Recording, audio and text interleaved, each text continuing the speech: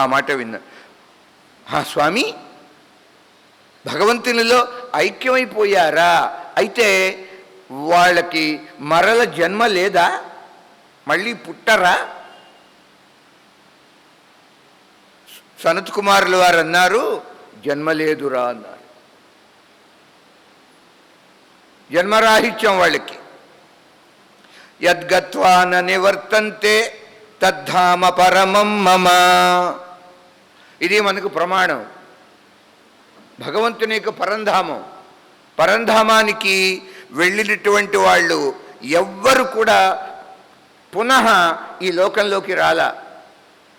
వాడికి జన్మ లేదు ఇంకా. ఇవన్నీ చాలా చూడండి, ఎంతో జిజ్ఞాసతో ప్రశ్నించాడు. జిజ్ఞాస. ఏమిటి జిజ్ఞాస అంటే? జ్ఞాతుం ఇచ్ఛా. జిజ్ఞాస తెలుసుకోవాలి అని కోరిక. చాలా గొప్పది. ఇది బ్రహ్మ జిజ్ఞాసకి దారి తీస్తుంది ముందు ముందు. అంచేతనే వ్యాసుల యొక్క సూత్రాలలో మొట్టమొదటి సూత్రం ఏమిటి? అథాతో బ్రహ్మ జిజ్ఞాస. ఇది మొదటి సూత్రం. బ్రహ్మని తెలుసుకునే ప్రయత్నం చేయాలి, అది అర్థం. వీడికి అలా జిజ్ఞాస కలిగింది రావణునికి. సనత్ కుమారుని ప్రశ్నించాడు, చక్కని సమాధానాలు వాడికి లభించినాయి. ఆశ్చర్యపోయాడు. అలాగా స్వామి, శ్రీ మహావిష్ణువు చేతిలో చనిపోతే ఇక జన్మ ఉండదా?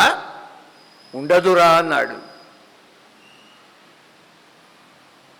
చాలా ఆనందించి అయితే మనసులో ఒక నిర్ణయం తీసుకున్నాడట.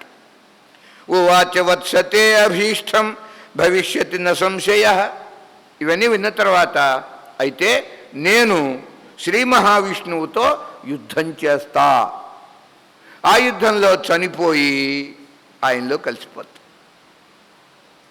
ఇది సనత్ కుమారుని వల్ల కలిగినటువంటి, చూడండి, మంచి మనసు, ఆ అభిప్రాయం కలిగింది. అయితే ఏ విధంగా ఆయనతో యుద్ధం పెట్టుకోవాలి? కారణం ఉండాలిగా. ఆ చింతలో మునిగిపోయాడట. చింతాపరోభవత్. మనసులో మాట గ్రహించాడు మహానుభావుడు సనత్ కుమారులు. రావణ, నీ మనసులో ఉన్న కోరిక నాకు తెలిసింది, తప్పకుండా నీ కోరిక నెరవేరుతుంది అన్నారు.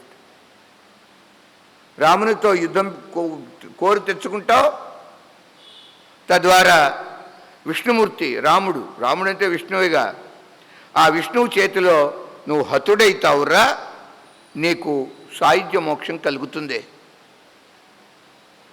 అలా చెబుతాడు సనత్ కుమార. అట్టి సమయంలో కొంతకాలము నువ్వు ఎదురు చూడాలి. వెయిట్ అంటారు, వెయిటింగ్. నువ్వు వేచి ఉండు. ఆ వేచి ఉన్నప్పుడు తప్పకుండా నీకు అవకాశం కలుగుతుంది. శ్రీ మహావిష్ణువుతో యుద్ధం చేసే సందర్భం నీకు తప్పకుండా కలుగుతుంది. అలా అంటూ, ఇదంతా ఎవరండి చెబుతున్నారు? అగస్త్య మహర్షి అయోధ్యకి వచ్చి రాముడు సభలో ఉండగా అక్కడ జరుగుతున్న సంభాషణ, అది కంటిన్యూ అవుతోంది. ఇలా జరిగింది గతంలో. రావణాసురుడు జిజ్ఞాసతో సనత్ కుమార మహర్షి దగ్గరికి వెళ్ళటం, ఈ ప్రశ్నలు వేయటం, చక్కని సమాధానాలు ఇలా చెప్పటం జరిగింది. విన్న తర్వాత, రామా, ఆ రావణునికి శ్రీ మహావిష్ణువుతో యుద్ధం చెయ్యవలే, ఆ యుద్ధంలో నేను చనిపోవాలి. ఇదంతా అగస్త్య మహర్షి, సప్తఋషులందరూ ఉన్నారు, వారి సమక్షంలో ఇలా వినిపిస్తున్నారు. కనుక రామా, ఇంకా కూడా సనత్ కుమారులు అంటున్నారు, నాయనా రావణ, ఆ రామ అని అంటారే రాముడు, ఆయన యొక్క స్వరూప స్వభావాలు నీకు తెలుసునా అనగా రామతత్వము. ఎవరు రాముడంటే, స్వరూపం ఏమిటి, స్వభావం ఏమిటి చెప్తా, శ్రద్ధగా వినమంటున్నాడు సనత్ కుమార.